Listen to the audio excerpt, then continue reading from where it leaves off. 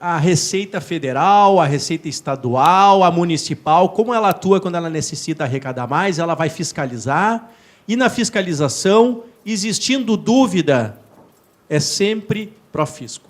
Tá?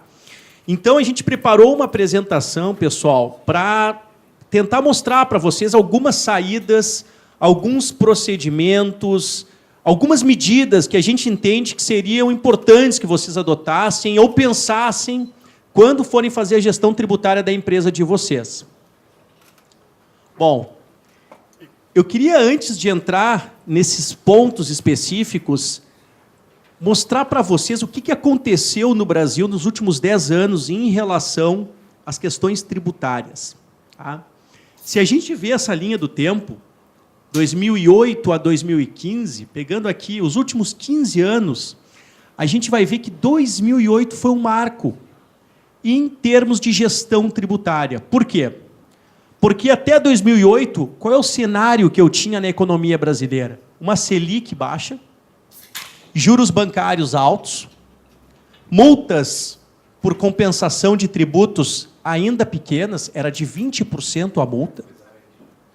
Eu tinha financiamento do Caixa, através do pagamento de débitos, e eu tinha um refis muito mais flexível. Pessoal, esse cenário, uma empresa em crise, uma empresa pré-falimentar, uma empresa demitindo funcionários, o que ela fazia? Ela pegava o tributo e administrava esse tributo para pagar ele mais para frente. Isso se dava através de apurar o tributo e não pagar, simplesmente declara para não, o empresário não quer ser preso, então ele vai declarar e não vai pagar, ou o empresário vai, boas-vindas aqui, doutora Vanessa, doutor Eduardo, doutora Carla do Contec, ou o empresário fazia o quê? Ele apurava créditos. Eu tenho certeza que muitas das empresas dos senhores, das senhoras, foram visitadas e, algumas vezes até, olha, isso aqui parece ser uma boa medida, créditos que eram créditos que muitas vezes eram compensados para reduzir carga tributária. Pessoal, até 2008, com um cenário de taxa Selic baixa, com um cenário de multa por compensação pequena, essa era uma medida que eu vou dizer assim, a decisão é sempre do empresário, mas numa situação de crise, numa situação pré-falimentar, numa situação onde a gestão tributária está ligada a uma coisa muito importante, ganhar tempo.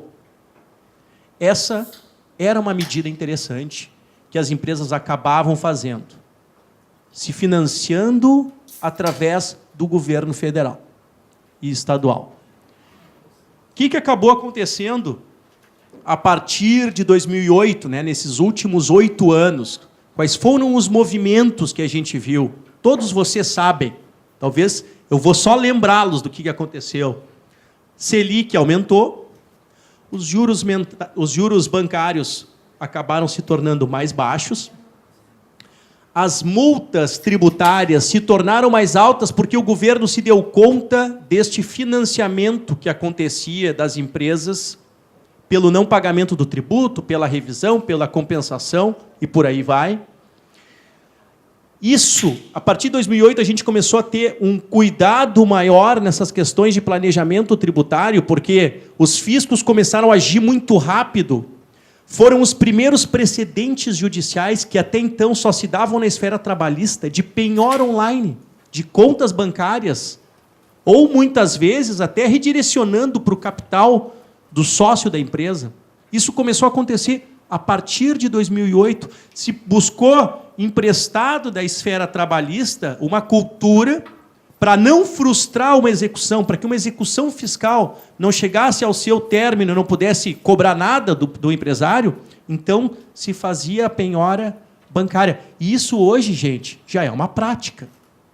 Mas começou lá em 2008. Os parcelamentos especiais, os refis da crise, refis da Copa, o que acabou acontecendo? Se tornaram mais rígidos. Certo? O número de prestações que eu poderia deixar de pagar para não perder o refis. Enfim, várias questões envolvendo o refis, eu acabei tendo que... Muitas vezes o refis ele era quase que impossível de se entrar, porque se ele era um reparcelamento, eu tinha que dar uma entrada muito alta. A gente presenciou isso, de parcelamentos com parcelas curtas, juros muito altos, juros baixos, mas com entradas muito altas. Então, os parcelamentos também eles já não são hoje uma salvação. Se eu fosse dizer para vocês o seguinte, vai sair um refis no final desse ano, no final do ano que vem, eu acredito que sim. Acredito que sim. O último refis foi o refis da Copa. Eu acredito que sim. Em que pese a Receita Federal esteja muito atrasada na consolidação dos débitos do antigo refis. Mas eu acredito... Gente, o cenário econômico é o pior dos últimos anos. Então, é muito... Vamos dizer assim, o governo está precisando de arrecadação. Se ele precisa de arrecadação, ele faz refis. Tá? A gente vê as empresas diariamente dizendo, olha, eu sei que eu devo, mas eu não tenho condições de pagar. Então, esse é o cenário que a gente tem hoje. E, por último, pessoal, a partir de 2008, a gente começou a lidar com uma questão que, até então, ela estava muito distante da área tributária, que é a criminalização do tributo. Se vocês pegarem os autos de infração do CARF, que hoje estão no CARF, dos últimos 10 anos, vocês vão ver que a grande maioria, em termos de planejamento tributário, ela conduz a uma questão de simulação, de dolo, de fraude, com multa de 150% e representação penal. Quer dizer, quando termina o processo administrativo, mesmo que eu vá me defender numa esfera judicial, eu tenho uma ação penal que vai correr de forma autônoma. Então, o que eu quero mostrar inicialmente para vocês com relação a esse cenário macro da legislação tributária, da fiscalização tributária, do judiciário, é que a gente tem hoje um cenário muito mais rígido e um cenário no qual eu tenho as informações fornecidas ao fisco, processadas de forma muito rápida. Eu nunca vou me esquecer quando saiu a primeira legislação do SPED. Eu pensei, será que isso aqui vai funcionar? Inocência minha, né? Funcionou muito bem. Tudo que se trata de informatizar a informação tributária no Brasil anda muito bem. São projetos muito bem sucedidos. Eu não vou, para não assustar ninguém aqui, eu não vou nem falar do bloco K. E esse, felizmente, ainda está... Mas, pessoal, quando entrar o bloco K, o cruzamento ele vai ser praticamente 100%. Trabalhista, tributário, e-social. Então, o que eu quero dizer com isso é que, em que pese a gente esteja num cenário de crise econômica, num cenário de fiscalização precisando bater meta, precisando arrecadar, a gente não tem, hoje, um cenário, vamos dizer assim, para fins de planejamento tributário, que eu diria para vocês, não, é tranquilo hoje, deixa de pagar o tributo, espera o refis. Cuidado, pessoal. Cuidado, porque o refis talvez não venha com as mesmas condições que já vieram os anteriores, e mais, o deixar de pagar talvez traga alguma imputação para fins penais, que é algo que ninguém deseja, tá? Porque uma coisa é deixar de pagar, outra coisa é ser taxado, ser considerado sonegador, simulador, fraudador da legislação tributária. Eu não vou dizer para vocês que não existe uma salvaguarda ou uma saída do Poder Judiciário para lidar com as questões tributárias. Existe, existe sim. Se a gente pegar, vou dar dois exemplos dois exemplos até desse ano, que foram favoráveis a questões tributárias lá no Supremo. Recentemente saiu uma liminar numa ADIM em relação àquela venda que é feita para consumidor final não contribuinte em outros estados. Saiu uma liminar recente do Supremo dizendo isso aqui não vale para a empresa do Simples. O que eu estou querendo mostrar? O Supremo está atento a essas questões tributárias. Ele está atento, ele não vai simplesmente em prol de uma decisão de política econômica do governo, tá? simplesmente colocar uma venda nos olhos e não olhar para a situação das empresas e para a situação da Constituição, da legalidade em relação à cobrança de tributos. Bom, dado esse cenário, isso aqui, eu já diria para vocês que isso já é ultrapassado. Eu tenho ouvido bastante nos últimos tempos o Globo News acompanhando tudo o que está acontecendo. Eu ouvi uma declaração do Moreira Franco dizendo que a cada 1 hora, 280 funcionários de empresas no Brasil são demitidos. É um número assim, realmente muito preocupante. Cada setor está sendo atingido de alguma forma. Agora, o que é certo? Todos os setores estão sendo atingidos. Indústria, comércio, serviços. Tá? Então, isso aqui que a gente vai ver ao longo desse ano vai ser muitas empresas tendo um custo alto com rescisão trabalhista. E aí, um dos pontos que a gente vai trazer aqui é olhar o que pode ser feito na rescisão trabalhista para reduzir o impacto dos tributos. Então, são algumas alternativas nesse sentido que a gente vai mostrar para vocês dentro de um cenário complicado, um cenário com uma perspectiva difícil de crescimento, mas o que a gente pode fazer para reduzir o impacto do tributo de forma legal. Então, a partir de agora, eu vou chamar a doutora Kalinka, né, para assumir aqui o microfone e falar, então, para vocês sobre, pontualmente, essas medidas que a gente entende que seriam medidas interessantes aí para que todos possamos refletir aqui na nossa reunião do Conselho. Obrigado, gente. Olá, bom dia novamente. Diante desse cenário difícil que se coloca para as empresas, nós separamos algumas medidas, alguns pontos de atenção importantes para os gestores empresariais, para os gestores tributários principalmente. Tá? Que medidas são essas? Em resumo, deixa eu só ver. Aqui. Redução da carga tributária. Esse assunto não tem como fugir. E que redução é essa? É uma redução que traz riscos para as empresas? Não. São reduções devido à observação e o acompanhamento contínuo dos entendimentos dos tribunais do país. Tá? Decisões já pacificadas, decisões em repercussão geral e outros casos ainda que estão para ser julgados, que precisam de um acompanhamento constante do gestor empresarial ou da sua área jurídica, tá? Para conseguir, então, esse objetivo. A reorganização societária também tem sido muito debatida nos tribunais, principalmente nos tribunais administrativos, quando analisam questões relativas à venda, alienação, fusão, cisão das empresas, tá? Incorporação. A restituição de tributos pagos indevidamente. Aqui a gente precisa de muito cuidado, porque nós temos muitas empresas sérias no mercado que tratam da restituição de tributos, principalmente federais, por meio de PERDECOMP, né? Mas há alguns riscos, há alguns cuidados que nós queremos colocar para vocês com relação ao pedido de restituição ou compensação. E auditoria preventiva e adequação às regras do compliance.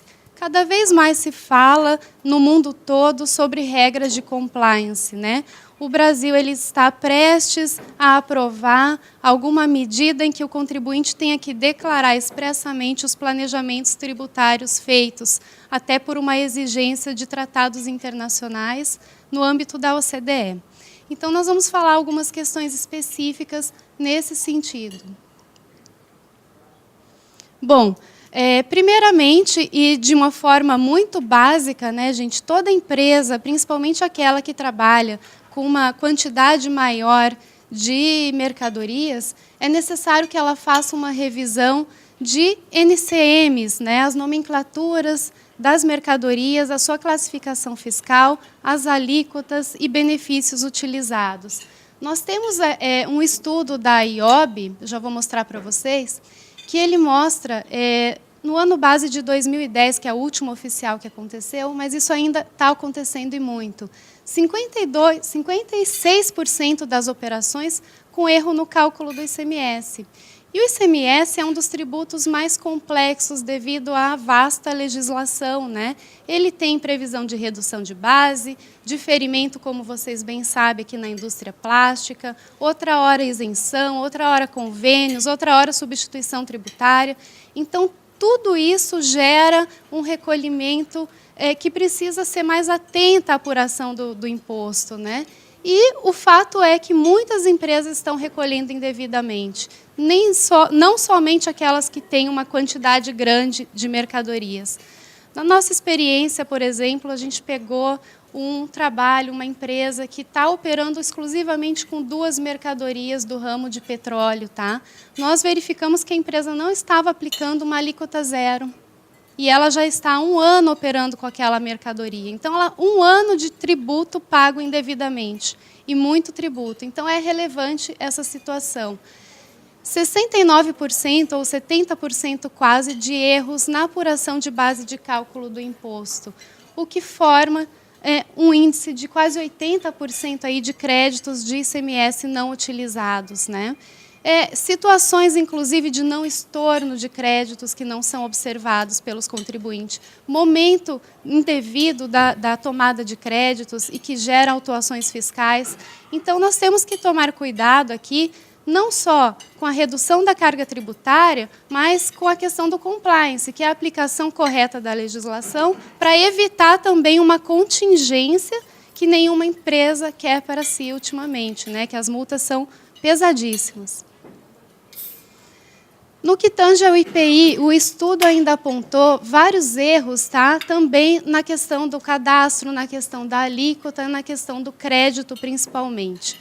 Em geral, os tributos que nós chamamos de indiretos, ICMS, IPI, PIS e COFINS, que permite débito e crédito e essa apuração não cumulativa, que a gente fala, são os que mais geram problemas na apuração na área fiscal da empresa, tá? E possivelmente problemas também de contingências tributárias e possibilidade de lavratura de autos de lançamento. Bom, nós já falamos aqui em outra oportunidade de benefícios fiscais concedidos em outros estados, tá? E nós estamos falando especificamente de benefícios concedidos com autorização de convênios e não aqueles benefícios sem autorização de convênio e que se entendem por inconstitucionais. Então, nós falamos em outra oportunidade, por exemplo, de benefícios fiscais em São Paulo. A indústria plástica, o diferimento, tem o mesmo percentual, a mesma carga tributária aqui. Em Santa Catarina, nós temos benefícios na importação através de termos de acordo feito com o Estado de Santa Catarina. Em Minas Gerais, também tem benefício de importação, só não tem a questão de financiamento da obra para a construção da empresa importadora lá. E no Espírito Santo, todo mundo já ouviu falar um dia que é o estado mais antigo que concedeu os benefícios na importação, né, de que essa carga tributária na saída ficaria em 7%. Muitos estados concedem termos de acordo especificamente para contribuintes que querem investir naquele estado, colocar o seu centro industrial lá, o seu centro de distribuição. Quais são os cuidados que nós novamente vamos ressaltar? Tá? O atendimento do mercado local é uma condição para que haja o aproveitamento financeiro, no caso concreto. Muitos dos casos que nós viemos analisando não tratam de empresas que importam por um estado e vendem por outros. Não. As empresas que têm, por exemplo, um mercado consumidor, seus clientes localizados no estado de Santa Catarina, muitas vezes elas abrem filiais existentes nesses estados, devidamente operadoras das suas circulações de mercadoria, para aproveitar os benefícios internos lá. Por quê? Uma vez que a empresa abre uma filial, digamos que fictícia, em outro estado, somente para aproveitar aquele benefício de ICMS, ela está aproximando para si o risco de cobrança do ICMS importação para o estado efetivamente destinatário da mercadoria, qual seja aquele onde opera sua matriz. Existem muitos casos aqui julgados, tanto no administrativo quanto no judicial, de empresas que abrem filiais em outros estados para transferir para sua matriz aqui no Rio Grande do Sul. Esse é um ponto de risco que a gente coloca aqui para vocês. Então, a importação por outro estado, ela é realmente benéfica, de acordo com o mercado consumidor daquela empresa, se ela vai atender aquele mercado local e vai efetuar vendas naquele mercado. Bom, com relação à substituição tributária, eu acho que todos estão bem assustados, né, com tantas mudanças do final do ano passado para cá. Então, nós separamos, tá, alguns pontos relativos ao Convênio 92 de 2015, que até hoje estão sendo discutidos. Hoje de manhã mesmo, o senhor Gilberto encaminhou um informativo do governo de Minas Gerais, dispondo ainda sobre esse convênio, né? Então, é um assunto que ainda não terminou e, como vocês estão vendo aqui, já temos 2 adiamentos de prazo para utilização do código, né, de substituição tributária para cada produto, porque nem as secretarias do Estado e nem os contribuintes estão prontos para essa utilização efetiva. E também a entrega de declaração da substituição tributária. O que se propõe com esse convênio é que sejam harmonizadas as regras em todos os estados, porque cada vez que uma empresa vai vender uma mercadoria para outro estado, ela tem que observar a legislação de destino. E isso sempre dificultou muito o dia a dia da área fiscal da empresa, certo? Bom, só avançar aqui. No entanto, há uma discussão se o Convênio 92 ele é impositivo ou se ele apenas autoriza os estados a instituírem a substituição tributária. Porque o que nós temos observado, tá? Muitos estados aderiram formalmente, internalizaram em seus regulamentos as regras do Convênio 92, mas incluíram outras mercadorias que não estão no Convênio 92, que traz uma lista, ao nosso ver, taxativa de mercadorias que podem estar sujeitas ao ICMS por substituição tributária. Por outro lado, nós já tínhamos alguns convênios que traziam mercadorias além daquelas que estão no Convênio 92 de 2015. E nós temos também alguns estados que não tratavam com substituição tributária algumas mercadorias que hoje estão na lista de substituição tributária. Então, o que dizer sobre isso? O governo de Minas Gerais publicou esse mês uma orientação que, no meu ponto de vista, está correta, tá? Que é, o Convênio 92, ele é impositivo, sim. Para quê? Para limitar o rol de mercadorias sujeitas à substituição tributária. Significa que os estados eles não podem incluir mais mercadorias do que as que estão descritas ali. No entanto, ele é autorizativo no que tange à decisão do Estado de cobrar o ICMS por meio da substituição tributária. Então, o Estado pode não cobrar por meio da sistemática da substituição tributária. É uma decisão de cunho fiscalizatório e arrecadatório do Estado. Nós separamos aqui alguns artigos que envolvem plásticos, tá? Para mostrar para vocês exclusões que o Convênio 92 de 2015 operou nas regras de substituição tributária. Então, pelo convênio, não podem mais estar sujeitos à substituição tributária materiais de limpeza com a NCM descrita ali na tela, relativa a facilitadores e gomas de passar roupa, por exemplo, que é um produto químico que envolve a fabricação de componentes plásticos, tá? Tintas e vernizes, a mesma coisa. Artigos para bebê, assento para banheiro infantil, são produtos especificamente descritos e com a NCM elencada no Convênio 92, assim como o artigo espiral para encadernação de plástico. São alguns exemplos em que, para qualquer que seja a venda, para qualquer que seja o Estado, nós entendemos que esse Estado destinatário não pode exigir a retenção do ICMS-ST. pela limitação imposta pelo Convênio 92 de 2015, que nasceu nada mais, nada menos da Lei Geral da Micro e Pequena Empresa, a Lei Complementar 123 de 2003 e as alterações 2006 e as alterações posteriores. Bom, e para fazer então a revisão desses procedimentos tributários, o que a empresa tem que observar e quais são os assuntos agora em 2016 que mais estão sendo discutidos, tá? Bom, de uma maneira geral, nós vamos apontar primeiro aqueles riscos e segurança que se tem que ter para fazer, então, o pedido de restituição. Mais focado na área federal, que é onde se dá mais problemas por causa do programa eletrônico de pedidos de restituição e compensação, que é o PERDECOMP. Uma vez que a empresa faz o preenchimento, essa solicitação, por meio desse programa eletrônico, a Receita Federal tem acesso a todos os débitos e créditos ali declarados. Então, há uma série de cuidados que nós vamos ressaltar aqui. Como, por exemplo, em primeiro lugar, a origem dos créditos. Se eu tenho um pagamento considerado indevido na minha empresa, seja porque paguei um valor a mais, acrescentei um zero, erro de cálculo, ou mesmo por declaração de inconstitucionalidade, ou por uma ação judicial que a empresa tenha reconhecido o pagamento indevido, o que a empresa tem que fazer? Ela tem que preparar um dossiê, de apuração desse valor indevido. E também juntar nesse dossiê os documentos comprobatórios desse crédito.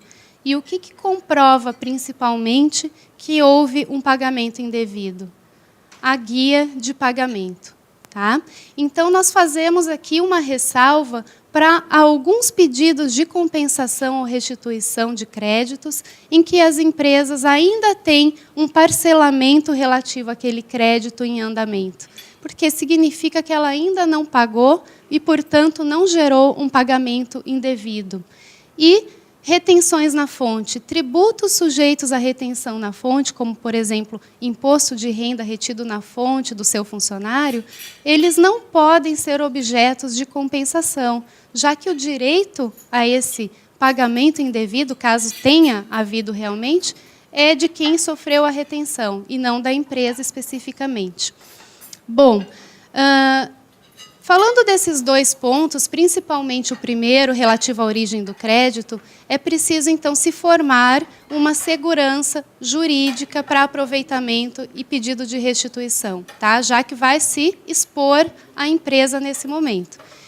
Eu preciso ter um embasamento jurídico, um embasamento legal. Se possível, até um parecer da área jurídica da empresa ou externa, dando o embasamento para a área fiscal fazer aquele levantamento de créditos. E, claro, com um bom prognóstico, caso a ação não tenha sido definitivamente julgada, que ela tenha um prognóstico provável ali de êxito, para que não exponha a empresa a uma futura contingência, ou que se possa evitar, pelo menos, grande parte desse risco. Bom, e por último, aqui no que tange às compensações, nós queremos lembrar, porque muitas empresas ainda não estão adotando esse procedimento e não sabem disso, que a partir de 2015, abril de 2015, a contribuição sobre a receita bruta, aquela que substituiu os 20% sobre a folha, ela pode ser objeto de pedido de compensação por meio de PERDECOMP. E muitas empresas tinham que fazer um formulário e não conseguiam, tinham muitas dificuldades na prática fiscal de levantar valores recolhidos indevidamente dessa contribuição. Então, já está disponível por meio de PERDECOMP, ressalvando todos os cuidados que nós já colocamos aqui.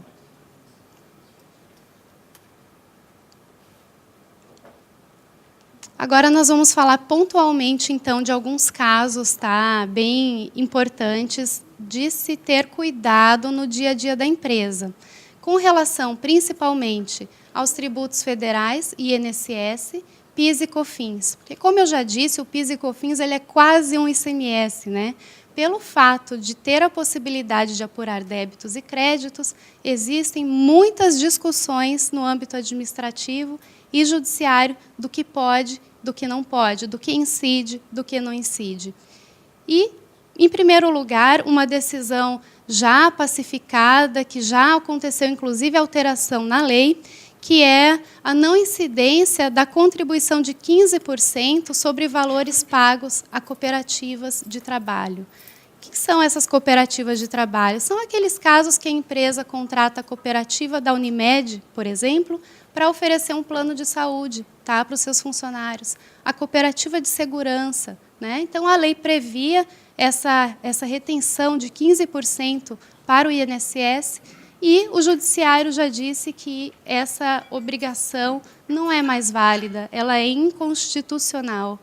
Em atos declaratórios, a própria Receita e Procuradoria da Fazenda já disseram que não vão cobrar mais. Tá? Ainda no que tange ao INSS, tá, nas rescisões trabalhistas, como o Borim comentou, a gente vai ter uma tela ainda só para isso, mas, no caso de uma rescisão sem justa causa, também há a possibilidade de ser reconhecida a não incidência desse INSS como um pagamento indevido por ter um cunho indenizatório sobre aquela multa, a contribuição de 10% sobre o FGTS, nas demissões sem justa causa. Então, nesse caso, também não é devido o INSS. Com relação ao PIS e a COFINS, tá? Nós temos aqui uma possibilidade que ainda não terminou de ser discutida no Judiciário, mas que tem bons fundamentos para que as empresas consigam reverter aqueles tributos de PIS e COFINS cuja base compôs o ICMS. É aquele famoso ICMS na base de cálculo do PIS e da COFINS, tá? Que onera muitas operações, é um valor muito importante mesmo. Bonificações. Bonificações são aquelas vendas em que as empresas, as indústrias, aqui no caso, elas vendem para o seu atacadista, para o seu cliente, dando em bonificação uma quantidade maior de mercadorias que ele comprou ali na nota fiscal. Então, nesse caso, também já está reconhecido pelo Judiciário a não incidência do ICMS sobre o valor bonificado. Tá? E assim se discute também no caso do PIS e da COFINS, a respeito da não incidência do PIS e da COFINS sobre vendas bonificadas. Tá? Não é ainda uma decisão no que tange ao PIS e a COFINS com caráter de repercussão geral ou de recurso repetitivo. Tá? Bom, ainda sobre PIS e COFINS, tá? É importante a gente colocar aqui que existe um tema lá no STF que nós chamamos de repercussão geral, sobre aproveitamento de créditos na aquisição de aparas, resíduos e desperdícios para a industrialização. Repercussão geral é quando o STF escolhe determinado recurso de algum contribuinte para estender os efeitos da decisão que para ele for dada, para que todos possam aproveitar positivamente ou não daquela decisão. Tá? Então, o STF reconheceu que esse caso é importante para os contribuintes e vai julgar esse recurso para fins de autorizar ou não o crédito na aquisição de aparas e resíduos. Né? Bom, e juros sobre processos parados no CARF há mais de um ano. O CARF é aquele Tribunal Administrativo Federal, Conselho Administrativo de Recursos Fiscais, que fica lá em Brasília, que julga os recursos em segunda e terceira instância administrativa relativos a autos de infração que o contribuinte efetuou uma defesa. Tá? Então, o CARF ele demora, muitas vezes, anos para julgar um processo. E já há ações no Judiciário pedindo de volta para a Receita Federal aqueles juros decorrentes da demora no julgamento dos processos. Então, tudo isso tem que ficar atento na hora de contabilizar uma despesa, uma contingência, porque, digamos que a empresa tenha perdido uma defesa administrativa lá no CARF, né, ela ainda pode fazer a defesa judicial e trazer esse ponto à discussão, em que pese o mérito dela possa não ser assim tão bom para se ganhar no judiciário. Né? A matéria pode não ser tão boa, mas se a Receita tem que cobrar, que se cobre o valor devido, e não os juros decorrentes de uma demora lá no contencioso administrativo, uma demora que o contribuinte não participou, não deu causa, né? Com relação à rescisão trabalhista, tá? Nós temos aqui 2 pontos, tá? O INSS, após o prazo de decadência. O que acontece? Tá? Quando o empregado ele entra com uma ação trabalhista e ele tem o ganho de causa, a sentença trabalhista ele fixa o INSS, muitas vezes, relativo a todo o período que esse trabalhador está buscando no judiciário. Só que, muitas vezes, esse processo demorou para ser julgado. E a prestação do serviço dele aconteceu há mais de 5 anos. Então, não poderia essa sentença tratar de uma cobrança de INSS de um prazo maior que o período decadencial, considerando a data da prestação do serviço. E, assim, o regime jurídico desta data da prestação do serviço também se aplica na hora de se estabelecer qual é a forma que vai ser cobrado esse INSS nas rescisões trabalhistas. Vai ser cobrado 20% sobre a folha ou vai ser cobrado a contribuição substitutiva sobre a receita bruta? Né? Então, muitas vezes, a empresa, lá na data da prestação do serviço do seu funcionário, ela recolhia já com a contribuição substitutiva. Chega lá na hora da rescisão trabalhista, a sentença do juiz fixa o INSS em 20%. Né? Então, nós temos que verificar esses casos também. Tá? Está acontecendo muito.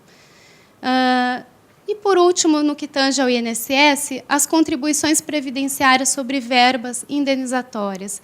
Esse assunto não é novo, mas ele está sempre em observação ainda pelas empresas e pelo judiciário. Tá? Porque tem algumas verbas que se paga aos funcionários, aos autônomos, aos colaboradores, que elas têm um cunho indenizatório. Por exemplo, aqui, o aviso prévio, 1/3 de férias e aqueles 15 dias do auxílio-doença arcados pela empresa. O judiciário entende, já pacificamente, que sobre essas verbas não pode incidir o INSS.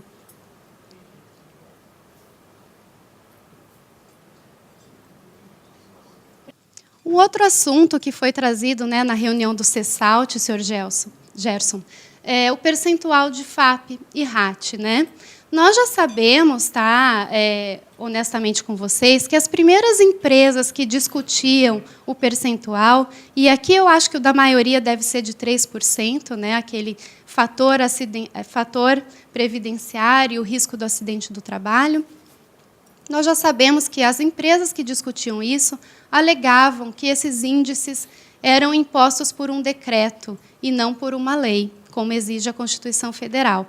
E isso o STF já afastou. Tá? Então, o STF já disse que é legítima a modificação ali da lista das atividades, os percentuais, por decreto. No entanto, tá? A revisão desse percentual é o que ainda é possível por meio das ações judiciais, tá? Em que se comprove que o grau de risco da atividade ele não está no risco máximo, por exemplo, que ele pode ser 2%, em alguns casos até 1%. E por que isso? Porque as empresas têm, muitas vezes, estabelecimentos com operações diferentes. Então, você pode ter um estabelecimento, um CNPJ da indústria e outro estabelecimento do atacado, por exemplo. Tá? Nesse CNPJ do atacado, é óbvio, é muito natural que o risco acidentário não seja igual ao da indústria. Então, precisa-se fazer uma perícia, uma prova, para que se consiga demonstrar isso judicialmente e pedir a revisão desse FAP do RAT. Tá?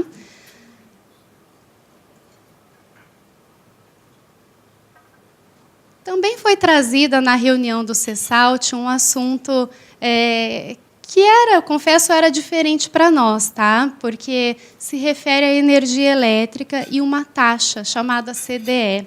Não sei se vocês já observaram isso nas contas de vocês. Né? A conta de desenvolvimento energético é uma espécie de tarifa, como as agências chamam, né? Para cobrar valores que não correspondem à efetiva prestação do serviço de energia elétrica e que majoram o valor da conta paga. tá?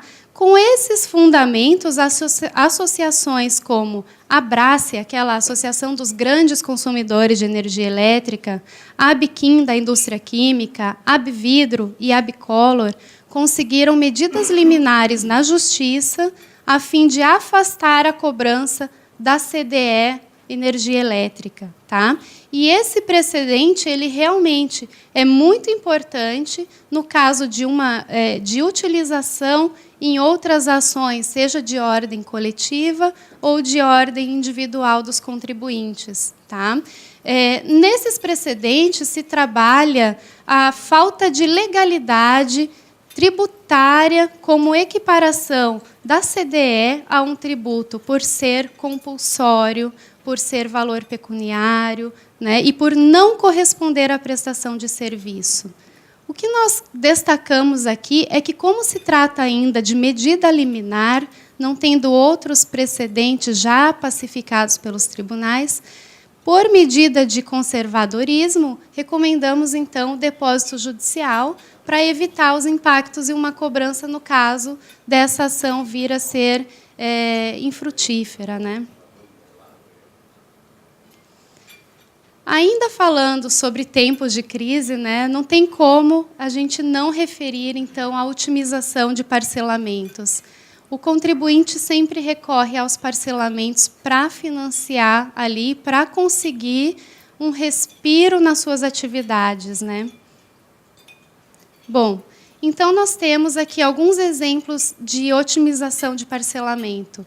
O reparcelamento, quando sai um novo parcelamento e que é possível o contribuinte estender aquelas parcelas que ele já paga para um prazo maior e para gerar, então, uma parcela menor para que ele tenha um fluxo de caixa melhor na sua empresa. Tá? Revisão de juros sobre multas e honorários. Vamos falar aqui adiante. Adesão para redução do débito e posterior discussão judicial.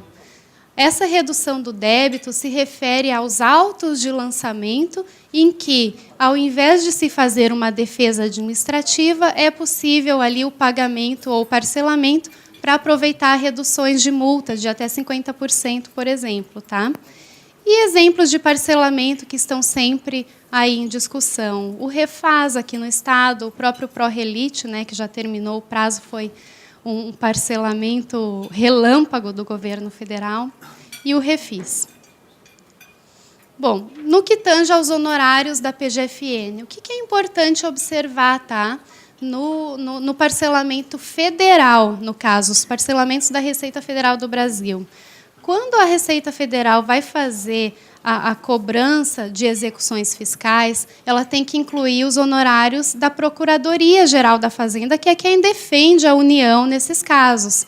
E quando ela faz essa cobrança, muitas vezes a Receita Federal tem fixado um percentual de padrão, de 10% de honorários advocatícios, quando, nas sentenças, os juízes fixam 1% ou 2%, não muito mais que isso. Então, é necessário fazer a revisão desse cálculo, porque toda hora tem um acréscimo ilegal nesses cálculos de parcelamento. Tá? Então, se faz a adequação à decisão judicial, ao percentual que o juiz estabeleceu na causa, tá? E se reduz consideravelmente o saldo devedor. Imaginem vocês, de 1% para 10%, né? É um valor muito alto que aumenta o saldo devedor do contribuinte. Outra hipótese que vem acontecendo muito, tá, é a continuidade da cobrança de juros sobre as multas que foram anistiadas nos parcelamentos. Quando a empresa opta por um parcelamento, ela tem uma série de reduções nas multas dela, né? E a Receita Federal não vem excluindo juros sobre os valores da multa reduzida. E o TRF4, que é o nosso Tribunal Regional Federal, que julga aqui todas as ações da região sul, por exemplo, ele já reconhece que é indevida essa cobrança de juros sobre multas que foram perdoadas ou reduzidas. Tá? Eu vou colocar um exemplo aqui para vocês. Vejam bem, Nesse primeiro quadro, nós temos um cálculo realizado pela Receita Federal do Brasil, tá? Para fazer o parcelamento. Então, o contribuinte tinha um valor principal devido de R$ 1 milhão nesse exemplo. O juro sobre o principal somava R$ 250 mil, tá? A multa de 75%, portanto, R$ 750 mil, e uma cobrança de juros sobre a multa de R$ 130 mil.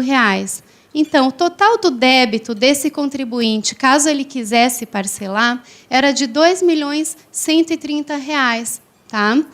Bom, se ele decidisse fazer um pagamento à vista, ele teria reduções nos juros, na multa e no juro sobre a multa, conforme a última lei, né, do Refis. Bom, como ficaria esse cálculo, então, se nós fôssemos revisar os procedimentos da Receita Federal do Brasil? Sobre os mesmos valores principal, juros e multa, incidem as mesmas reduções. O que não está sendo observado pela Receita Federal é ali juros sobre multa, tá? Quando a gente tem ali R$ 130 mil de juros sobre a multa, e se essa multa foi anistiada por um pagamento à vista, por exemplo, seja parcelado, tá? Esse juro sobre a multa tem que desaparecer na mesma proporcionalidade. E isso, na prática, nós não estamos observando nos parcelamentos e nos pagamentos à vista, muitas vezes feitos pelas empresas, tá? Então, nesse exemplo aqui, bem pequeno, a gente tem uma economia de R$ 71 mil, ou uma cobrança indevida, né, em outras palavras, desse valor pela Receita Federal do Brasil. Então, é muito importante não se jogar de cabeça nos parcelamentos sem conferir os cálculos, gente. Tem que sentar na mesa com seu contador, com seu advogado, seu gerente fiscal, e conferir os cálculos, porque nem tudo que o sistema faz está correto, né? Bom, e, por fim, já falamos também na última reunião, né, sobre casos de recuperação judicial e estratégias para essa empresa. Não é vergonha nenhuma para uma empresa decidir que chegou o momento de se estabelecer um projeto de recuperação judicial, né, um projeto de falência. Nesse ponto, a empresa deve ser muito bem orientada também dos reflexos na área do consumidor, na área trabalhista e também na área tributária, tá? Nós temos um setor lá no escritório que só faz isso, então, o que prova que as empresas estão passando dificuldades, mas também estão tentando se organizar, né, e, quem sabe, sobreviver, não fazer parte daquele índice inicial de mortalidade das empresas. Bom, agora já estamos chegando ao fim. Posso só fazer um breve comentário? Claro. Eu até pedi autorização aqui para o pessoal da produção, diz que não tem problema. Pessoal, tem muita empresa que não olha para a recuperação judicial porque ela não engloba o passivo tributário. Então a empresa pensa assim, o que eu vou fazer se 70% do meu passivo ele é tributário? Vale a pena entrar na recuperação ou não? As coisas estão começando a se interligar. Isso pode ser uma ponte interessante. O que eu estou querendo dizer?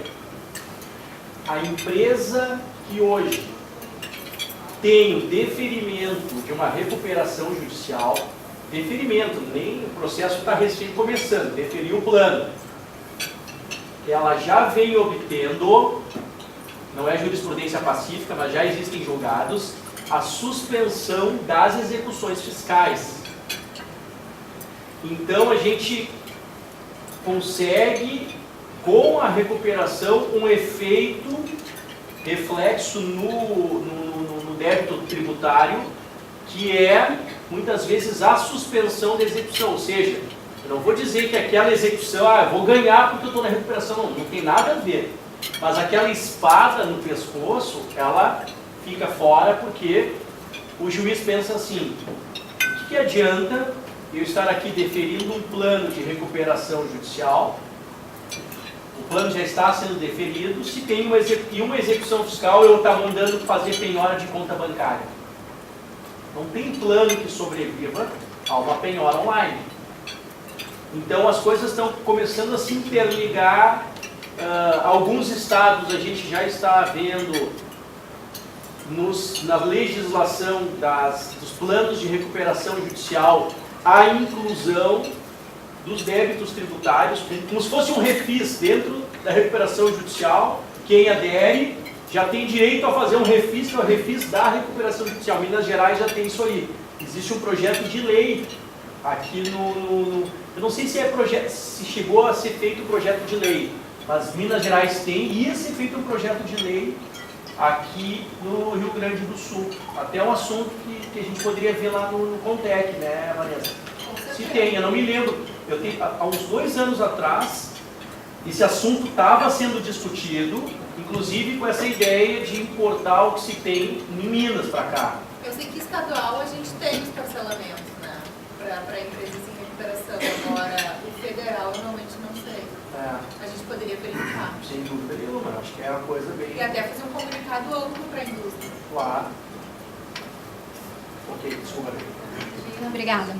Bom, os novos desafios para 2016, eles englobam um cuidado maior para enfrentar, então, essa crise, né, que se fala.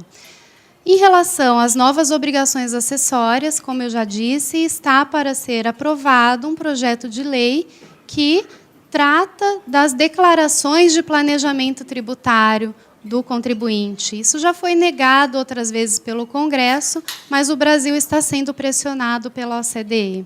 E o que a gente quer colocar nesse ponto, tá? Caso seja aprovado ou não, as empresas precisam ter embasamento fiscal, tributário, legal e jurídico para efetuar suas operações. Tá? Hoje em dia, muitas questões são discutidas devido à subjetividade da lei.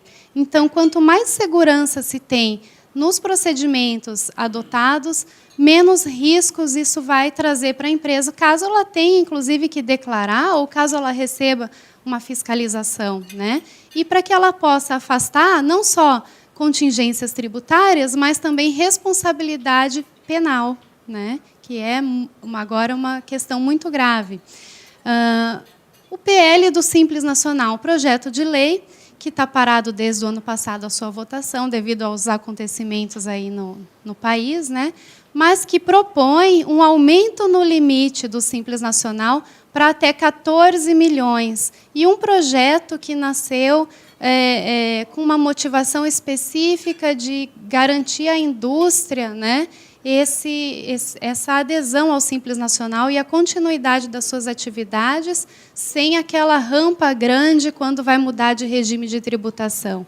Mas nós fazemos uma ressalva para que cada caso concreto seja analisado e seja calculado, porque nem sempre as tabelas, seja do Simples Nacional de hoje, sejam desse projeto, vão beneficiar a sua empresa com redução tributária. Tem casos que até aumentam, né?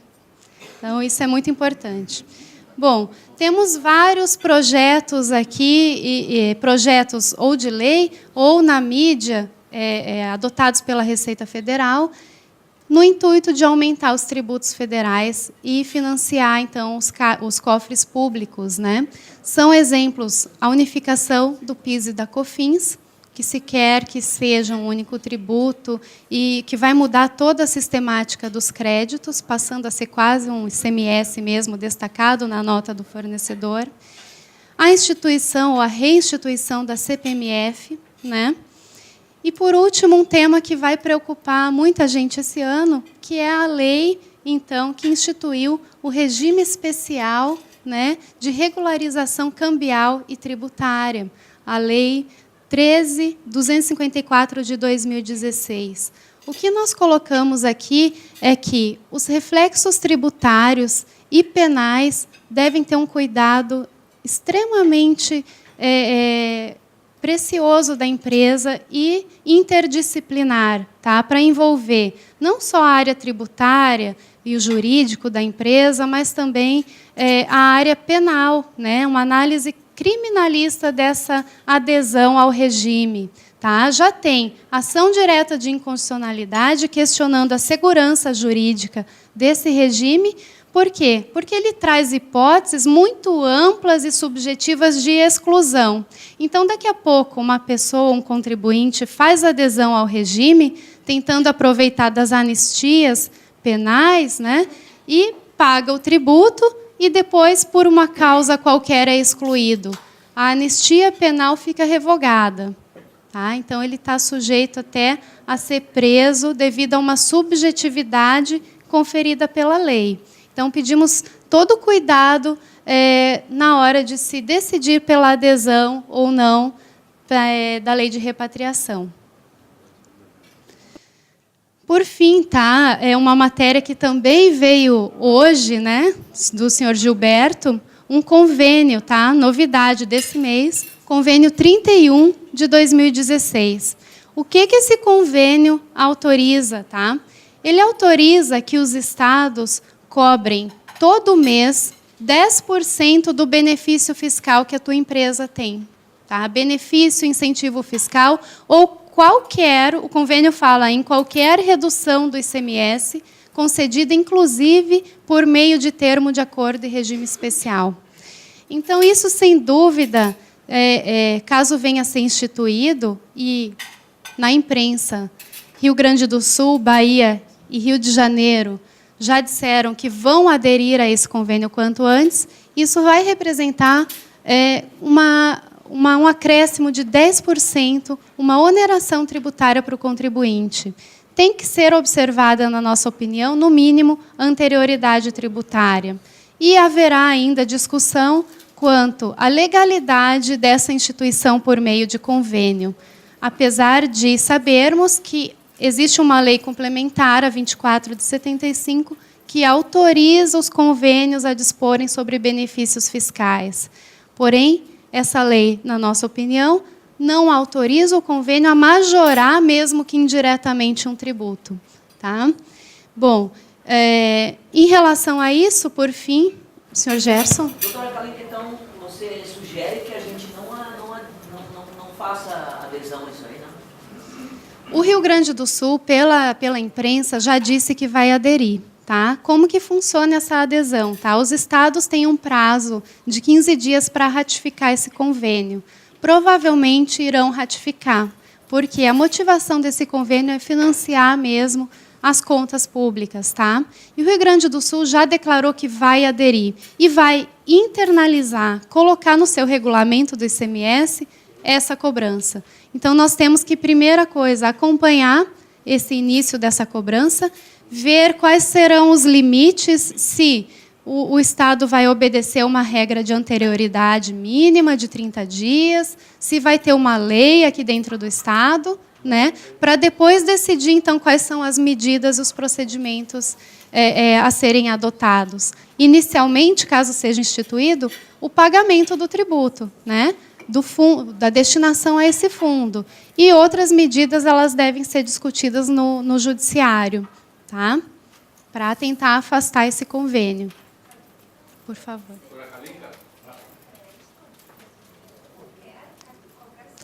Ele fala em incentivos e benefícios fiscais, qualquer incentivo ou benefício fiscal que cause a redução no imposto, independente de setor. Crédito presumido, redução na base de cálculo, isenção, diferimento que resulte em redução, tudo. O convênio é amplo. Vamos à prática, no nosso caso, que acho que são todos iguais aqui, ou tem redução de base de cálculo ou diferimento parcial. Do dia 18 para 12, que na prática é o caso aqui, nós teríamos uma diferença de 6%, que seria 10% sobre os 6%. Ou 0,6%, é isso? É isso.